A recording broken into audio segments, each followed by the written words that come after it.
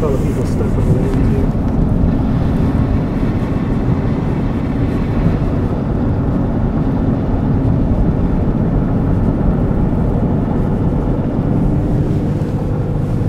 See why the interstates are still closed.